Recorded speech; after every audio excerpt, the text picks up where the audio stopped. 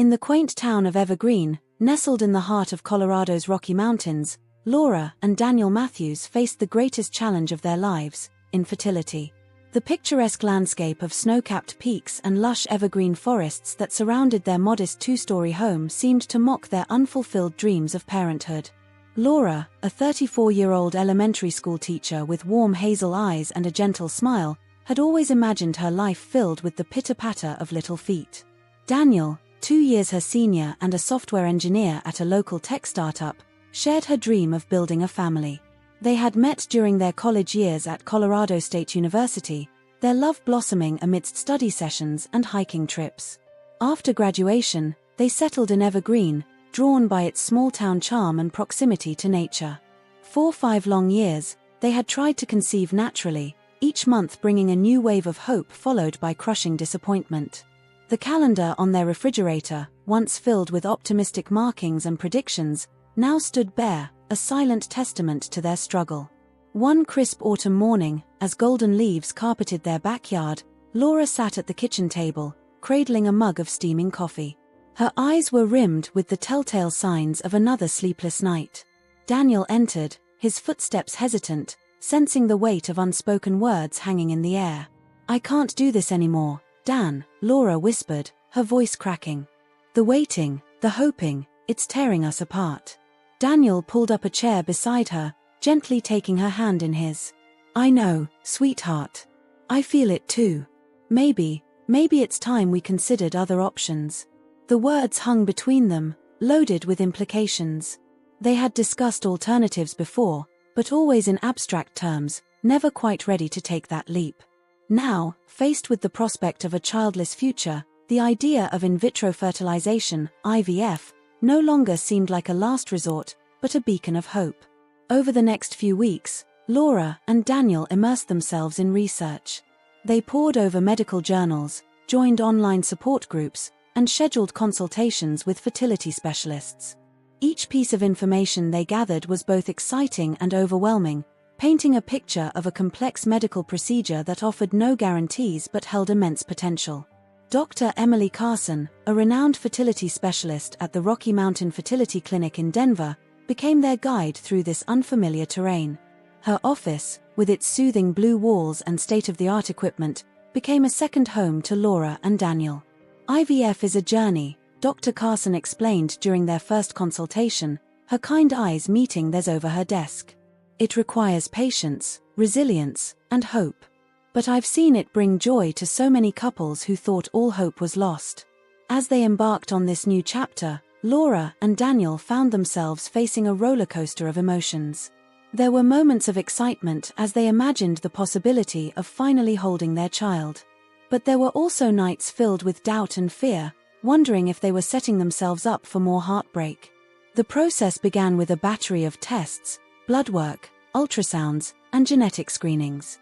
Each appointment brought them closer to their goal, but also served as a reminder of the clinical nature of their pursuit of parenthood.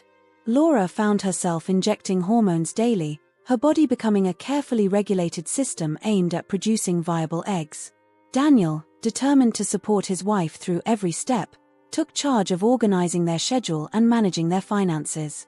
The cost of IVF was staggering, forcing them to dip into their savings and take out a small loan. But as Daniel reminded Laura, "We're investing in our future, in our family." Their families reacted with mixed emotions when they shared their decision. Laura's parents, Tom and Susan, were cautiously optimistic, offering emotional and financial support. Daniel's mother, a devout Catholic, struggled with the idea at first but eventually came around, recognizing the depth of their desire for a child. As the weeks progressed, their home transformed. The spare room, once a catch-all for forgotten hobbies and dusty exercise equipment, was cleared out. Laura and Daniel spent a weekend painting it a soft, neutral green, leaving it ready to become a nursery. It was an act of faith, a physical manifestation of their hope. The day of the egg retrieval arrived with a mix of anticipation and nervousness. Laura, groggy from the sedation, squeezed Daniel's hand as Dr. Carson delivered the news. They had successfully retrieved 12 eggs. It was a good number, the doctor assured them, but Laura and Daniel knew that this was just the first hurdle in a long race. The following days were a blur of anxious waiting. Laura and Daniel found themselves jumping every time the phone rang, hoping for updates on their embryos. They distracted themselves with work and long walks in the nearby state park, the crisp mountain air providing a momentary respite from their worries. 5 days after the retrieval, Dr. Carson called with news that brought tears of joy to their eyes. Out of the 12 eggs, 7 had successfully fertilized and developed into healthy embryos. It was more than they had dared to hope for. The embryo transfer was scheduled for the following week. As they drove to the clinic, Laura and Daniel sat in companionable silence, each lost in their own thoughts. The procedure itself was quick and painless, but loaded with emotion. As Dr. Carson carefully transferred 2 of their strongest embryos, Laura and Daniel watched on a monitor, marveling at the tiny specks that held so much promise. "And now we wait," Dr. Carson said gently, helping Laura sit up. "I know the next 2 weeks will be challenging, but try to stay positive. You've come so far already." As they left the clinic, hand in hand, Laura and Daniel felt a shift in the air. The world seemed brighter somehow, filled with possibility. They knew that the road ahead was still uncertain, that there were no guarantees in this process. But for the first time in years, they felt a genuine sense of hope. That evening, as they sat on their porch watching the sunset behind the mountains, Daniel wrapped his arm around Laura's shoulders. "No matter what happens," he said softly, "we're in this together. Always." Laura leaned into his embrace, feeling a sense of peace wash over her. After years of struggle, silent tears, and dashed hopes, they had taken a bold step towards realizing their dream of becoming parents. As the sky turned a brilliant orange, they allowed themselves to imagine a future filled with the laughter of children, of family picnics in the mountains, and of love multiplied. The journey of IVF had just begun, but Laura and Daniel faced it with renewed strength and determination. They knew that after years of fighting, a new chapter was about to unfold, one that held the promise of the family they had always dreamed of. The 2-week wait after the embryo transfer felt like an eternity for Laura and Daniel. Each day brought a mixture of hope and anxiety as they tried to interpret every small change in Laura's body. Finally, on a crisp autumn morning, Laura woke up early, her heart racing as she reached for the pregnancy test. With trembling hands, she followed the instructions, then set the test on the bathroom counter. Those 3 minutes were the longest of her life. When she finally looked at the result, her breath caught in her throat. 2 pink lines. Positive. "Daniel," she called out, her voice a mix of excitement and disbelief. Daniel burst into the bathroom, his eyes wide with anticipation. Laura wordlessly held up the test, and for a moment, they stood frozen, staring at the tiny stick that held such enormous implications. Then, as if a dam had broken, they fell into each other's arms, laughing and crying simultaneously. "We did it," Daniel whispered, his voice thick with emotion. "We're going to be parents." The following days were a whirlwind of doctor's appointments and excited phone calls to family and friends. Dr. Carson confirmed the pregnancy with a blood test and scheduled their first ultrasound. As they sat in the waiting room, Laura couldn't help but feel a twinge of anxiety. After so many disappointments, part of her was afraid to fully believe in this miracle. But when they saw that tiny flickering heartbeat on the ultrasound screen, all doubts melted away. Tears streamed down Laura's face as she gripped Daniel's hand. Their baby, their little miracle, was real and growing strong. As the weeks passed, Laura's body began to change. The morning sickness hit her hard, but she embraced it as a sign of her healthy pregnancy. Daniel was a constant source of support, rubbing her back during bouts of nausea and making midnight runs for whatever food she was craving. They decided to wait until after the first trimester to share the news widely, but their families were over the moon. Laura's parents started planning a visit, while Daniel's mother sent a package filled with hand-knitted baby clothes and a heartfelt letter expressing her joy and asking for forgiveness for her initial reservations about IVF. At 20 weeks, they had their anatomy scan. The technician moved the wand over Laura's growing belly, pointing out tiny hands, feet, and a perfect profile. "Would you like to know the sex?" she asked with a smile. Laura and Daniel exchanged a look, then nodded eagerly. "It's a boy," the technician announced. In that moment, their son became even more real to them. On the drive home, They started discussing names, settling on Alexander, Alex for short, a name that meant defender of mankind. As Laura's belly grew, so did their excitement and preparations. They transformed the spare room into a nursery, painting clouds on the ceiling and filling the shelves with books. Daniel spent a weekend assembling the crib, while Laura sorted through tiny Onesies and socks, marveling at how small they were. Their faithful golden retriever, Max, seemed to sense the change in the household. He became more attentive to Laura, often resting his head on her lap or following her around the house. They had adopted Max 3 years ago from a local shelter, and he had been a source of comfort during their struggles with infertility. Now, he was preparing for his new role as a canine big brother. As Laura entered her 3rd trimester, she and Daniel attended birthing classes, practiced breathing techniques, and fine-tuned their birth plan. They toured the hospital, packed a go-bag, and installed the car seat. Everything was falling into place. Then, at 38 weeks, Laura woke up in the middle of the night, feeling a strange sensation.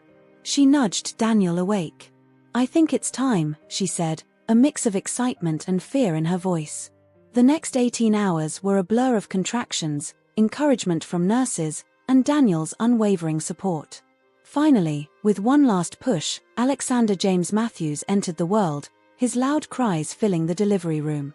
As the nurse placed Alex on Laura's chest, time seemed to stand still. Laura and Daniel gazed at their son in awe, taking in his tiny features, 10 perfect fingers, 10 perfect toes, and a tuft of dark hair. "Hi, Alex," Laura whispered, her voice choked with emotion. "We've been waiting so long to meet you." The first few days at home were a whirlwind of diaper changes, feeding schedules, and very little sleep. But Laura and Daniel were too enamored with their son to mind. They took turns cradling Alex, marveling at his tiny yawns and the way his fingers curled around theirs. Max, for his part, was intensely curious about the new addition to the family. He would sit patiently by Alex's bassinet, his tail wagging gently whenever the baby made a sound. Laura and Daniel were careful to include Max in their new routine, not wanting him to feel left out. As the weeks passed, they settled into a rhythm. Laura savored the quiet moments of nighttime feedings, rocking Alex gently and singing soft lullabies. Daniel became an expert at swaddling and could change a diaper with lightning speed. They were tired but blissfully happy. However, as Alex grew and became more aware of his surroundings, they began to notice something odd about Max's behavior. The once gentle dog became increasingly agitated whenever anyone approached the baby. At first, it was subtle. Max would position himself between Alex and visitors, his body tense and alert. Then, one afternoon when Laura's best friend, Sarah, came to visit, Max's behavior took a concerning turn. As Sarah reached out to hold Alex, Max let out a low growl, his hackles raised. Laura quickly handed Alex to Daniel and ushered Max out of the room, her heart racing. "I'm so sorry," she apologized to Sarah, who looked shaken. "He's never done that before. He's usually so good with people." That night, after Alex was asleep, Laura and Daniel had a serious discussion about Max's behavior. "Maybe he's just being protective," Daniel suggested, but there was worry in his eyes. "But he's known Sarah for years," Laura countered. "And did you see how he was watching Alex earlier? It's like he never takes his eyes off him." They decided to keep a close watch on Max's behavior and consult with their veterinarian if things didn't improve. But over the next few weeks, Max's strange behavior only intensified. He began to bark at seemingly nothing, his eyes fixed on empty corners of the room. He would whine and paw at Alex's door during nap times, as if trying to get to the baby. One particularly unsettling incident occurred when Daniel's parents came to visit. As his mother leaned over the crib to coo at Alex, Max suddenly lunged forward, placing himself between her and the baby. He didn't growl or snap, but his body language was clear. He was guarding Alex from what he perceived as a threat. Laura and Daniel were at a loss. They loved Max dearly and couldn't bear the thought of rehoming him, but Alex's safety had to come first. They tried everything: obedience refresher courses, more exercise for Max, even consulting with an animal behaviorist. Nothing seemed to quell Max's strange protectiveness. As Alex grew and became more mobile, crawling and then taking his first wobbly steps, Max's vigilance never wavered. He would follow the toddler around the house, always keeping himself between Alex and potential dangers. It was as if he was on a constant mission to protect the child from some unseen threat. Laura and Daniel's concern deepened when Alex began experiencing unexplained crying fits and sporadic fevers. The pediatrician couldn't find any obvious cause, chalking it up to typical childhood ailments. But Max's behavior during these episodes was particularly intense, whining and pacing as if he knew something they didn't. The breaking point came during a small gathering at their home to celebrate Alex's first birthday. As friends and family mingled in the living room, Alex toddled over to a family friend, giggling and reaching out for a hug. In a flash, Max was there, gently but firmly grasping the back of Alex's shirt with his teeth and pulling him away from the startled guest. The room fell silent as Laura scooped up a confused Alex and Daniel corralled Maximum. The tension was palpable, and the party quickly wound down as guests made polite excuses to leave. That night, after Alex was asleep, Laura and Daniel sat on the porch, the weight of the day heavy on their shoulders. Max lay at their feet, his eyes constantly darting to the baby monitor. "We can't go on like this," Laura said softly, tears in her eyes. "I love Max, but Alex has to come first. What if next time he actually hurts someone?" Daniel nodded, his face etched with worry. "I know. But I can't shake this feeling that Max is trying to tell us something. It's like he knows something we don't." As they sat in silence, grappling with the difficult decision ahead of them, neither could have imagined the shocking truth that lay behind Max's behavior, a truth that would soon turn their world upside down and force them to question everything they thought they knew about their journey to parenthood. The days following Alex's first birthday party were tense in the Matthews household. Laura and Daniel found themselves constantly on edge, torn between their love for Max and their growing concern for Alex's safety. They implemented a strict system of gates and barriers, keeping Max separated from Alex unless they were both present to supervise. Despite these precautions, Max's behavior continued to escalate. His once playful barks had turned into low, warning growls whenever anyone approached Alex. Even Laura and Daniel weren't exempt from his protective stance. It was as if Max had appointed himself Alex's sole guardian against some invisible threat. One particularly memorable incident occurred during a visit from Dr. Emily Carson, their fertility specialist. She had stopped by to check on the family and see how Alex was doing. As she entered the living room where Alex was playing, Max's reaction was immediate and alarming. He placed himself squarely between the doctor and Alex, his teeth bared and a deep growl rumbling in his chest. Dr. Carson, startled by the dog's aggressive posture, took a step back. "I've never seen him act like this," Laura apologized, quickly scooping up Alex while Daniel restrained Maximum. The doctor's face was a mask of concern. "How long has he been exhibiting this behavior?" she asked, her eyes never leaving the agitated dog. "It started shortly after we brought Alex home," Daniel explained. "At first, we thought it was just protectiveness, but it's gotten so much worse." Dr. Carson's brow furrowed. "And you mentioned Alex has been having unexplained fevers and crying spells?" Laura nodded, bouncing Alex gently on her hip. "The pediatrician says it's normal, but you're not convinced," Dr. Carson finished for her. There was an odd note in her voice, a mix of concern and something else, guilt, perhaps. As they talked, Max continued to watch Dr. Carson intently, his body tense and ready to spring into action at any moment. It was unnerving, to say the least.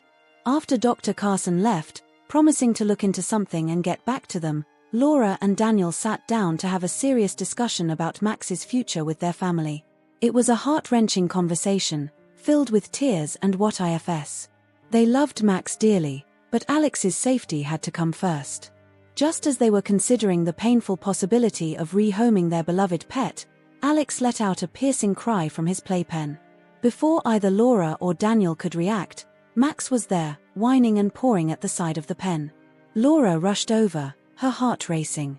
Alex's face was flushed, his little body radiating heat. "He's burning up," she called out to Daniel, who was already reaching for the thermometer. As they tended to Alex, Max's behavior shifted. Instead of his usual agitation, he became oddly calm, lying down next to the playpen and keeping his eyes fixed on Alex. It was almost as if he was standing guard. Over the next few hours, as Alex's fever spiked dangerously high, Max remained a constant presence. When the decision was made to rush Alex to the emergency room, Max became frantic, barking and trying to follow them out the door. In the hospital, as doctors ran tests and administered medication, Laura and Daniel waited anxiously. The pediatrician on call, Dr. Melissa Thompson, looked perplexed as she reviewed Alex's results. "His symptoms are unusual," she mused, flipping through the chart. "Has Alex been exposed to any new medications or substances recently?" Laura and Daniel exchanged confused glances. "No, nothing," Laura assured her. "We're very careful about what he eats and the products we use around him." Dr. Thompson nodded thoughtfully. "I'd like to run a few more specific tests, if that's all right with you. Just to rule out any underlying issues." As they waited for the additional test results, Laura couldn't shake the memory of Max's behavior, especially his reaction to Dr. Carson's visit. On a hunch, she decided to call the fertility clinic. To her surprise, Dr. Carson answered personally, despite the late hour. When Laura explained the situation, there was a long pause on the other end of the line. "Laura," Dr. Carson finally said, her voice heavy. "There's something I need to tell you and Daniel. It's about Alex and the IVF procedure." Those words sent a chill down Laura's spine. She motioned for Daniel to come closer, putting the phone on speaker.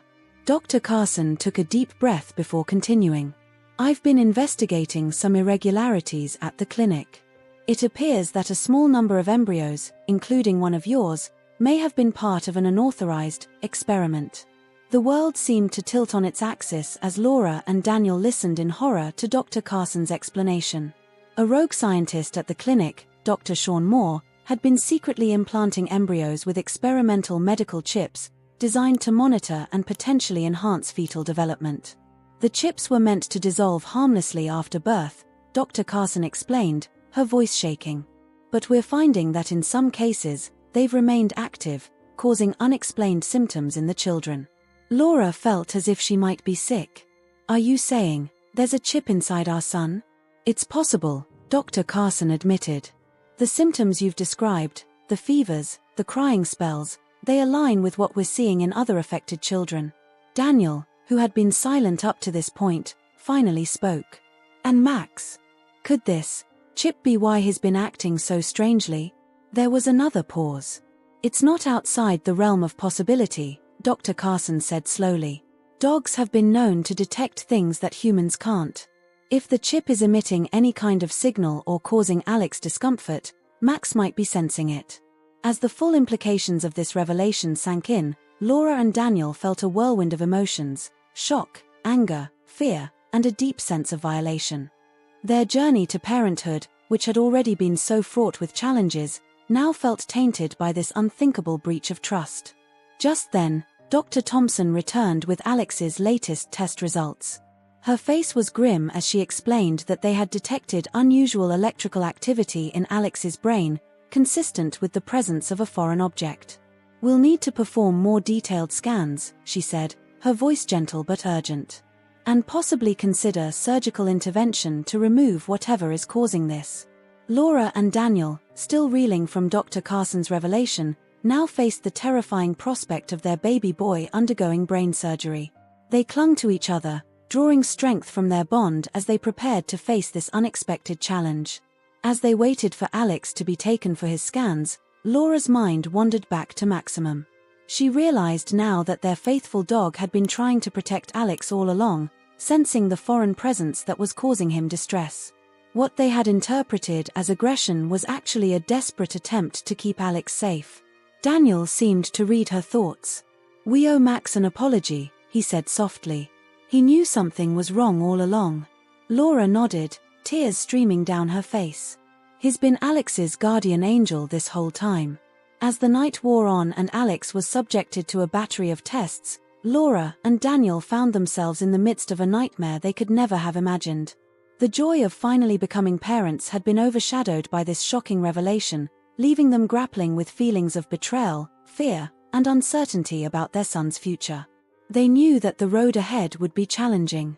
There would be difficult decisions to make, potential legal battles to fight, and most importantly, a delicate medical procedure to navigate.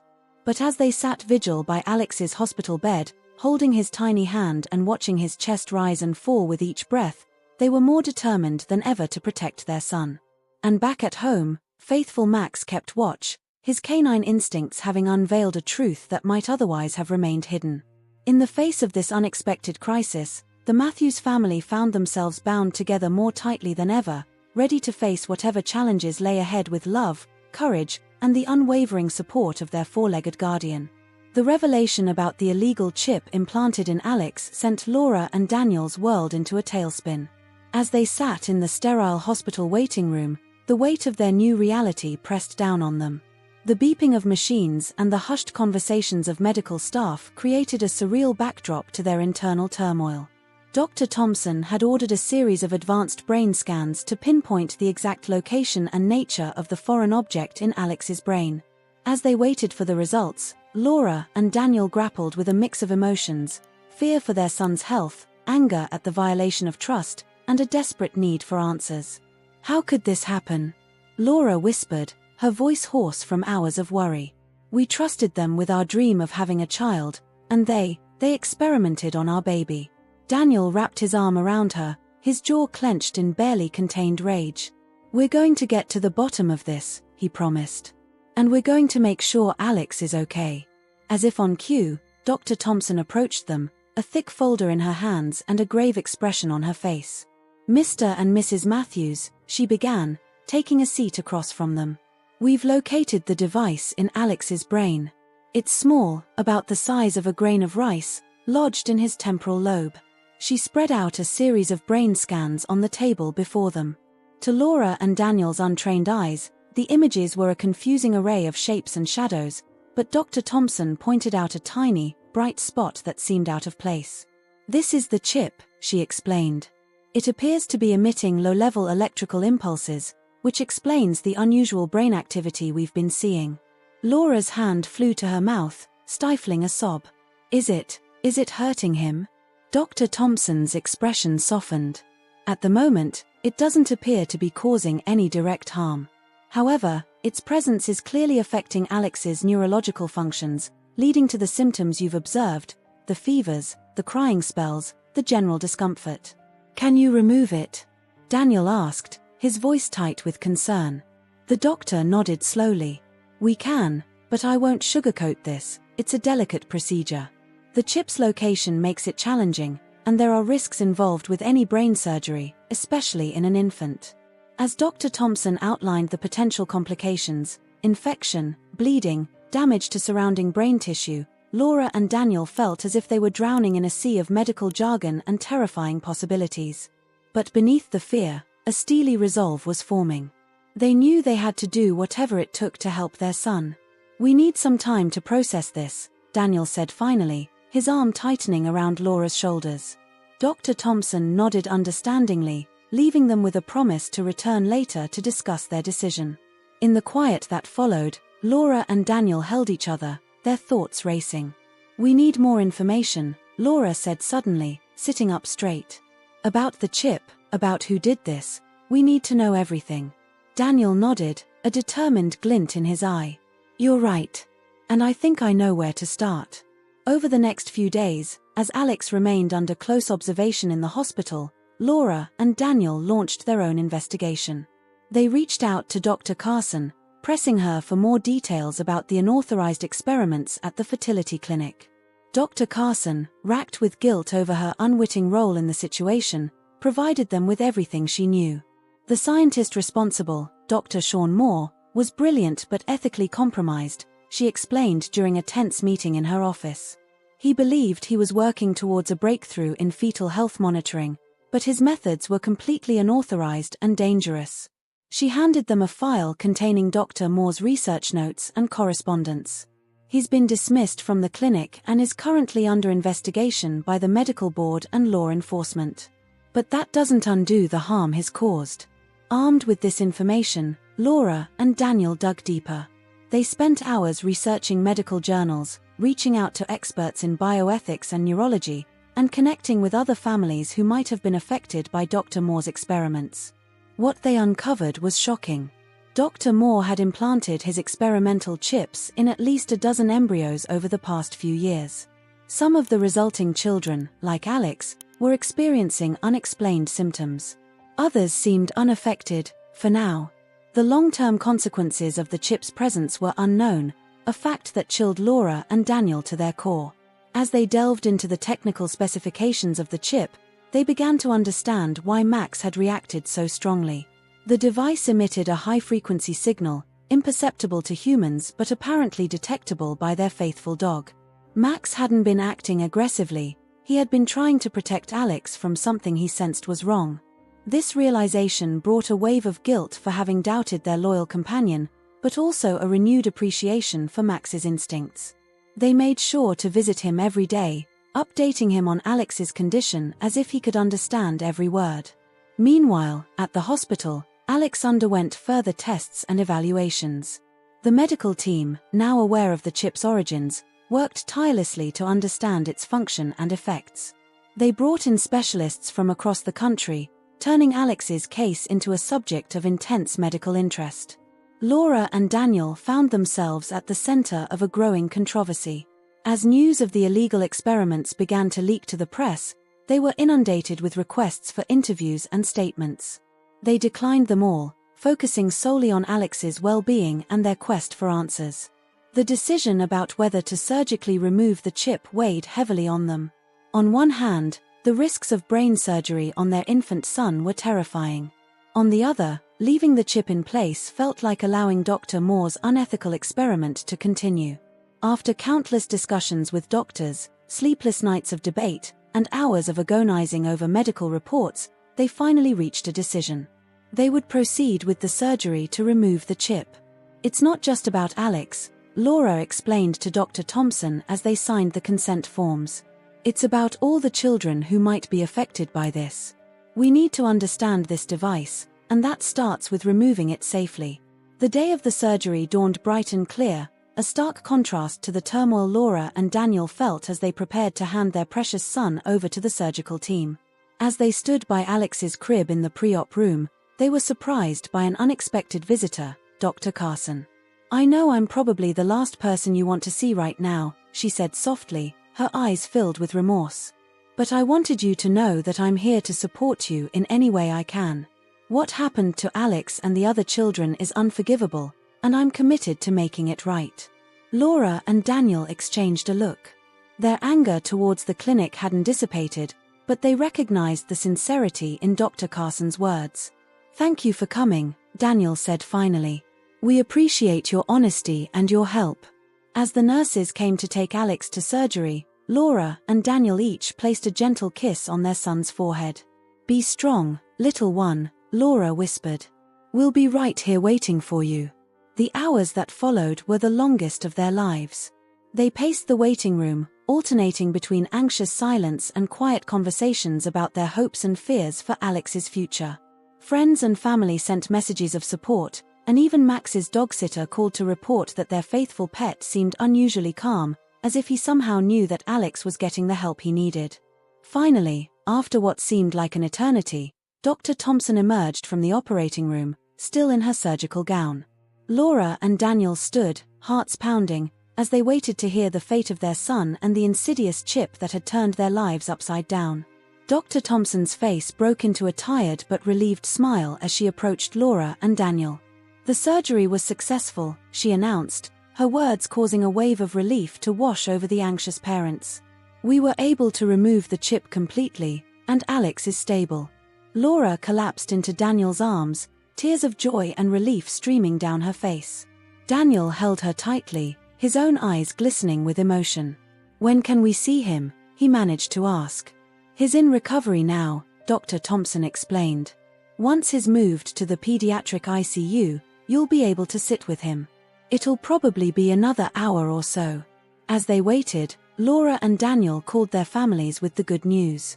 They also sent a quick message to Max's sitter, feeling that their loyal dog deserved to know that his young charge was out of surgery. When they were finally allowed into Alex's room, the sight of their baby boy, small and vulnerable amidst a tangle of tubes and monitoring equipment, brought fresh tears to their eyes. A pristine white bandage encircled his head, covering the site of the surgery. "Hey, little man," Daniel whispered, gently taking Alex's tiny hand in his. "You did so great. We're so proud of you." Laura stroked Alex's cheek, careful to avoid the various wires and tubes. "Mommy and Daddy are right here, sweetheart. We love you so much." The next few days were a blur of doctors' rounds, medication schedules, and anxious monitoring of Alex's vital signs. Slowly but surely, their little fighter began to show signs of improvement. The fever that had plagued him for so long finally broke, and his periods of wakefulness became calmer and more alert. A week after the surgery, Dr. Thompson arrived with news that made Laura and Daniel's hearts soar. "Alex's latest scans look excellent," she reported, showing them the images.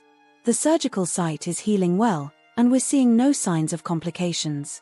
If he continues to improve at this rate, we should be able to discharge him in a few days."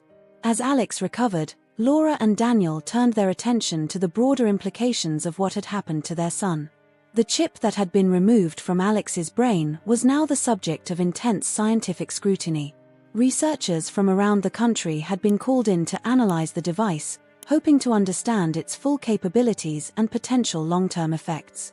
Dr. Carson, true to her word, had been instrumental in facilitating this research. She arrived one afternoon, looking both excited and apprehensive. "We've made some breakthroughs in understanding the chip," she told them. "It's more sophisticated than we initially thought." Not only was it monitoring Alex's neurological development, but it also had the capability to influence it. Laura gasped, her hand flying to her mouth. "Influence it? How?" "By emitting specific electrical impulses," Dr. Carson explained. "In theory, it could have been used to enhance certain cognitive functions or even alter emotional responses. But the long-term effects of such interference are completely unknown and potentially devastating." Daniel's fists clenched at his sides. How many other children might be affected by this? Dr. Carson sighed heavily. "We've identified 11 other cases so far, spanning several states. We're in the process of contacting all the families now." This news hit Laura and Daniel hard. Their personal nightmare was part of a much larger ethical scandal, one that would likely rock the medical community for years to come.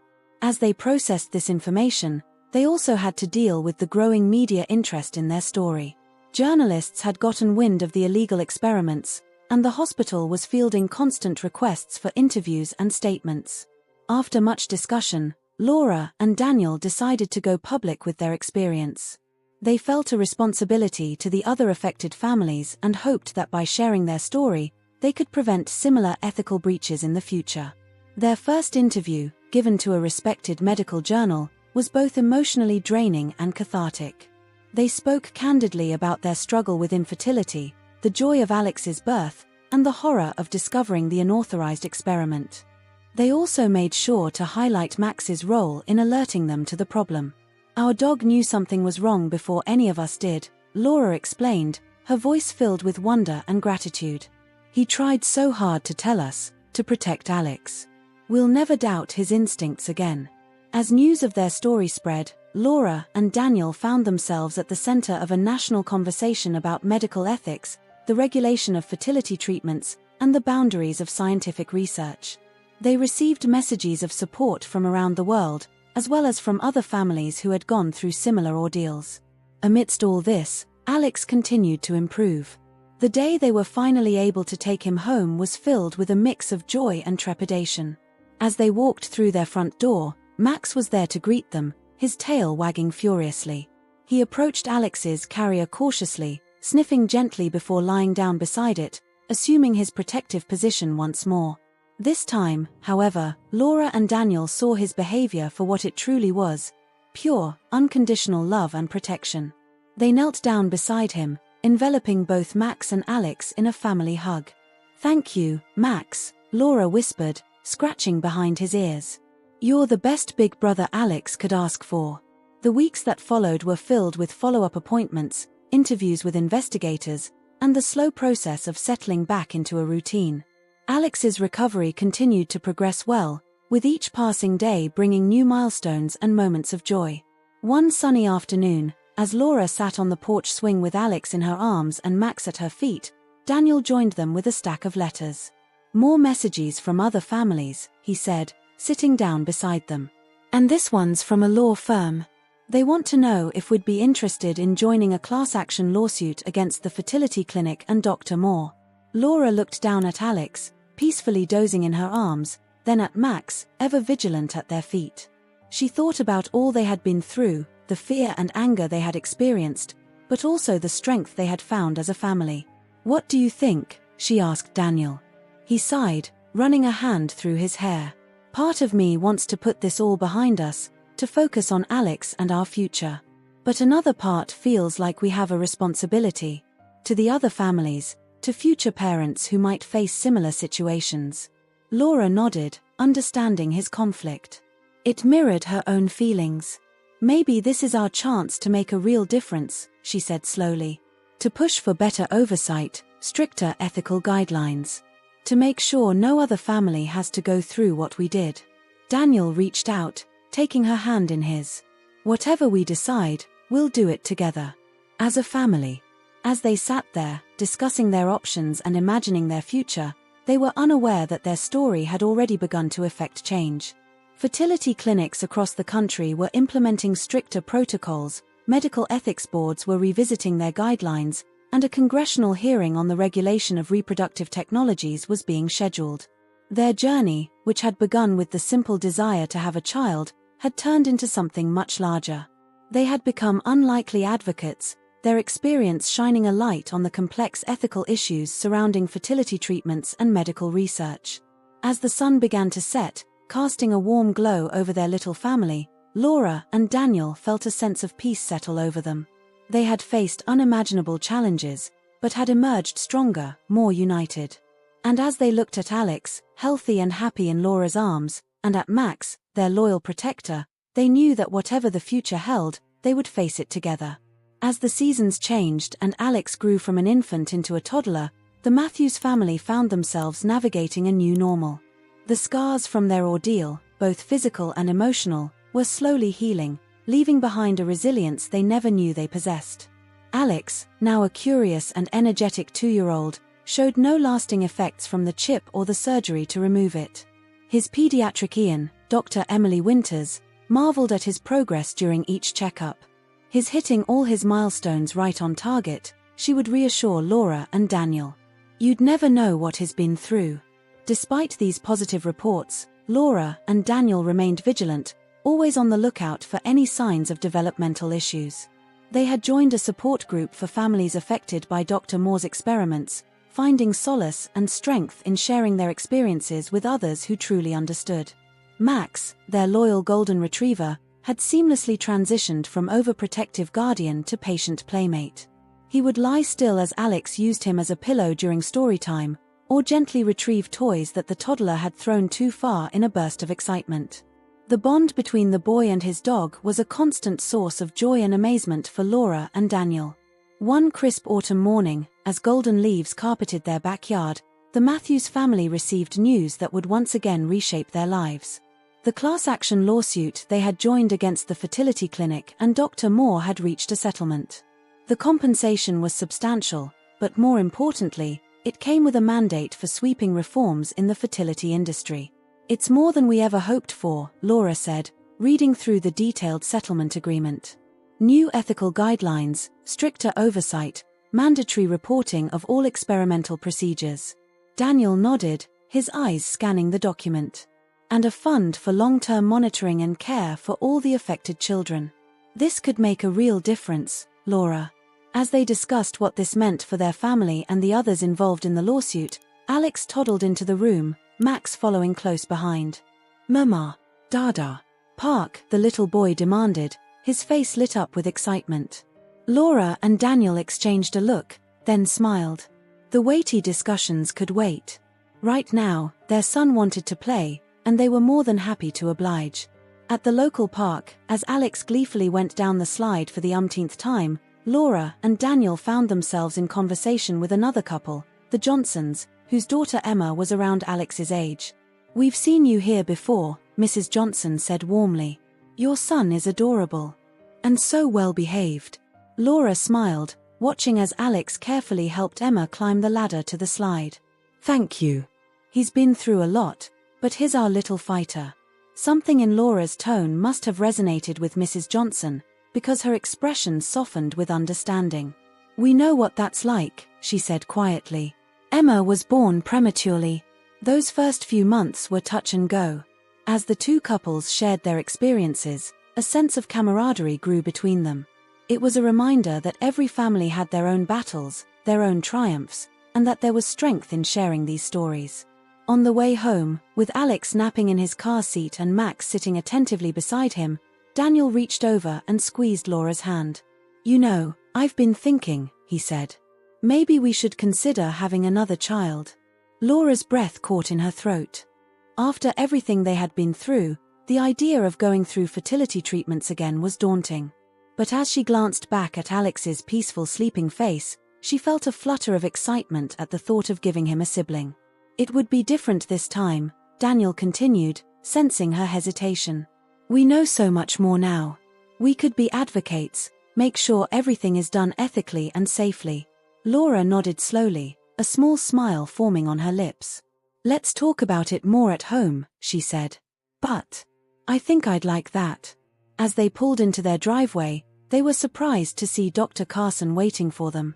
She waved nervously as they got out of the car. "I hope you don't mind me dropping by unannounced," she said. "I have some news I wanted to share in person." Inside, after settling Alex in his playroom with Max keeping watch, they sat down with Dr. Carson in the living room. "I'm leaving the fertility clinic," she announced. "I've accepted a position with the National Institutes of Health. They're setting up a new department focused on ethical oversight in reproductive technologies, and they want me to head it up." Laura and Daniel were stunned. This was a major step towards preventing future incidents like what had happened to Alex. "That's wonderful news, Dr. Carson," Laura said sincerely. "Your experience will be invaluable in shaping policies to protect families." Dr. Carson smiled, relief evident in her face. "I was hoping you'd see it that way. In fact, I was wondering if you'd consider serving on our advisory board. Your perspective as parents who've been through this ordeal would be incredibly valuable." Daniel leaned forward, intrigued. "What exactly would that involve?" As Dr. Carson outlined the role, reviewing proposed studies, providing input on ethical guidelines, advocating for patient rights, Laura and Daniel felt a sense of purpose growing within them. This was an opportunity to turn their painful experience into something positive, to be a voice for families like theirs. "We'd be honored," Daniel said, looking to Laura for confirmation. She nodded, squeezing his hand. "There's one more thing," Dr. Carson added, her tone becoming more serious. "We've been analyzing the data from all the children affected by Dr. Moore's experiments. While most, like Alex, seem to be developing normally, we want to set up a long-term study to monitor their progress. With your permission, we'd like to include Alex in this study." Laura and Daniel exchanged a look. The idea of Alex being part of any kind of study, after what they'd been through, was unsettling. But they also recognized the importance of understanding the long-term effects of the chip. "What would it involve?" Laura asked cautiously. "Regular checkups, cognitive assessments, brain scans, all non-invasive," Dr. Carson assured them. "The data could be crucial in understanding the potential effects and developing treatments if any issues do arise in the future." After a long discussion, weighing the pros and cons, Laura and Daniel agreed. They would participate in the study, but with the condition that they be kept fully informed every step of the way. As Dr. Carson left, promising to send them more information, Laura and Daniel found themselves reflecting on how far they had come. From the depths of despair and uncertainty, they had emerged not just as survivors, but as advocates and changemakers. That evening, as they tucked Alex into bed, Max settling into his usual spot by the crib, they felt a renewed sense of hope for the future. They had faced unimaginable challenges, but had come through stronger, more united as a family. "Good night, my brave boy," Laura whispered, placing a gentle kiss on Alex's forehead. "Sleep tight, champ," Daniel added, giving Max an appreciative pat. As they left the nursery, hand in hand, they knew that whatever the future held, whether it was expanding their family, advocating for ethical medical practices, or simply enjoying the everyday joys and challenges of parenthood, they would face it together. Outside, the stars twinkled brightly in the clear night sky, a reminder of the vast possibilities that lay ahead. The Matthews family had been through a storm, but they had emerged on the other side, ready to embrace whatever new adventures awaited them. Their journey, which had begun with the simple desire to have a child, had transformed them in ways they never could have imagined. They were no longer just Laura and Daniel, or even just Alex's parents. They were survivors, advocates, and above all, a family bound together by love, resilience, and the unbreakable bond forged through adversity. As they settled onto the porch swing, gazing up at the starry sky, Laura leaned her head on Daniel's shoulder. "We're going to be okay, aren't we?" she murmured. Daniel wrapped his arm around her, pulling her close. "More than okay," he replied softly. "We're going to be amazing." And with Max's gentle snores drifting from Alex's room, and the promise of a new day just around the corner, the Matthews family looked to the future with hope, strength, and the unshakable knowledge that together, they could overcome anything.